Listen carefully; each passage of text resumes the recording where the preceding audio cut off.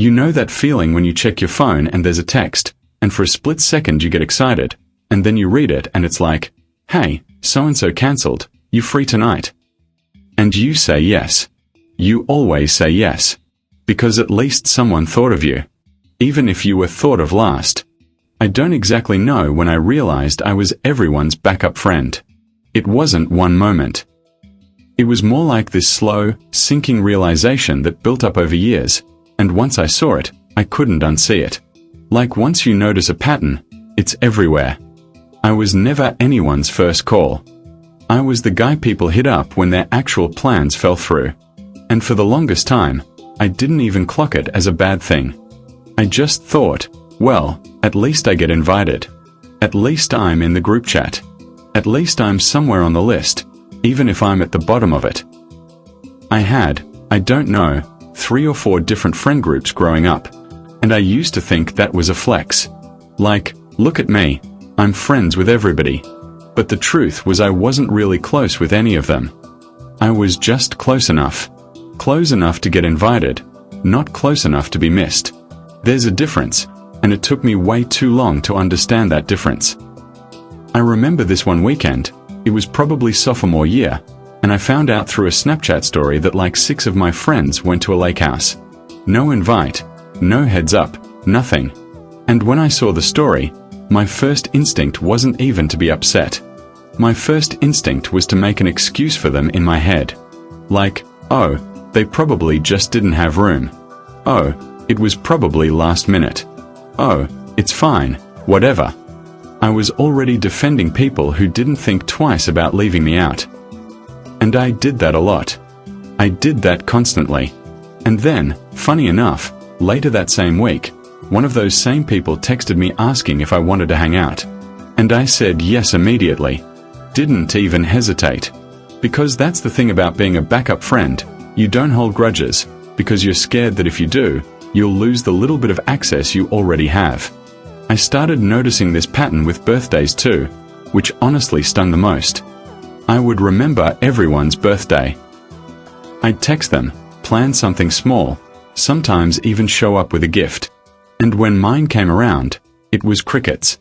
Or a happy birthday text sent hours late, clearly reminded by a notification and not by, actually thinking about me that day.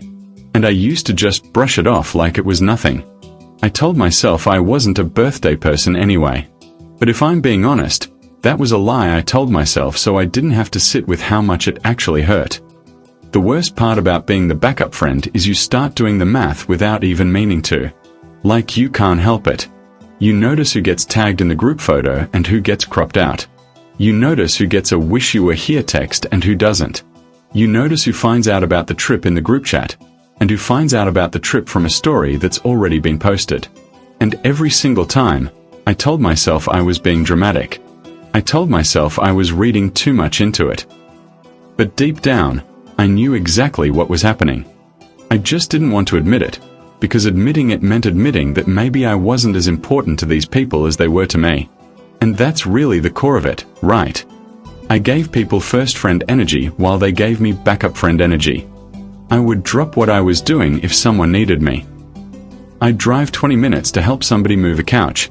I'd stay up late because someone needed to vent. I'd cancel my own plans if a better friend of theirs needed something last minute. But when the roles were reversed, when I needed something, it was radio silence, or a sorry I'm busy that somehow never applied when the favor was going the other direction. I think the breaking point for me happened at, of all places, a birthday dinner. Not even my birthday. Someone else's. I helped plan it. I picked the restaurant because I knew the guy's favorite food. I coordinated with like 8 different people to get everyone there at the same time. I even chipped an extra because a couple people said they were short on cash that week. And the night of, everyone's sitting there, taking pictures, laughing, and at one point they're going around doing a who's your day one kind of toast thing. Sappy stuff, and my name didn't come up. Not once. Out of like 10 people. And I was sitting right there. I planned the whole thing and I wasn't even a footnote in it. I laughed it off at the table because what else are you gonna do? But I remember driving home that night and just sitting in my car in my driveway for like 20 minutes before I went inside. Not crying, not really, just numb. just replaying it. Just thinking, wow, I organized my own invisibility and paid for it too. And that's when it actually clicked for me.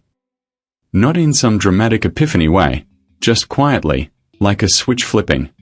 I realized I had spent years auditioning for a role that people had already cast someone else in.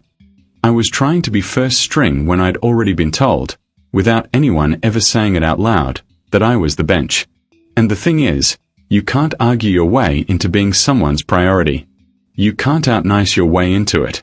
You can't perform your way into it. Either you are, or you aren't. And I wasn't. Not to most of these people anyway. So I started pulling back. Slowly, not in some big dramatic I'm done with all of you way, because honestly that's not really my style and it probably would have made me look crazy anyway. I just stopped being available every single time. I stopped being the first to text. I stopped bending my whole schedule around people who wouldn't bend a single minute of theirs for me. And it was uncomfortable. NGL. It felt wrong at first, like I was doing something bad by just existing a little less for other people. But here's what happened. Some people didn't even notice. Which honestly told me everything I needed to know. If someone doesn't notice you step back, that tells you exactly where you stood to begin with. But a couple people did notice.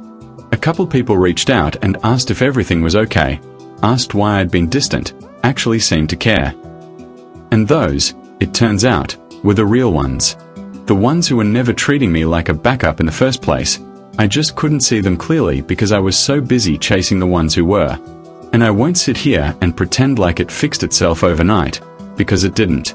I still catch myself sometimes checking who's tagged in what, still catch myself keeping score without meaning to. Old habits don't just disappear because you had one good realization in a car one night. But I stopped organizing my own invisibility, at least. That much I can say for sure. And honestly, if I hadn't had that dinner, if I hadn't sat in that driveway feeling like an extra in my own life, I don't think I would have started actually paying attention to who shows up for me versus who I show up for. I wouldn't have gotten closer to the handful of people who turned out to actually be my day ones. I wouldn't have started this channel, if I'm being honest, because a lot of this stuff came from me sitting alone with my thoughts once I stopped filling every second trying to keep up with people who barely thought about me. And I wouldn't be able to change other people's perspectives by sharing my thoughts with them in this video. It's all connected. And see, my friends, that's how you never lose again. Try to piece it all together, and I promise you'll see a light at the end of the tunnel. And with easy adjustments like this, you can literally change your life. I know there's a lot of these channels popping up on YouTube, but I'm trying to make this one different by providing actual insight with stories that affected me. I understand these may not apply to everyone, but I like sharing my perspectives on the internet. And if it could help even one person, then I consider it a win. So, if it did, feel free to let me know your thoughts in the comments. And that's it for today's talk, and we'll talk again soon.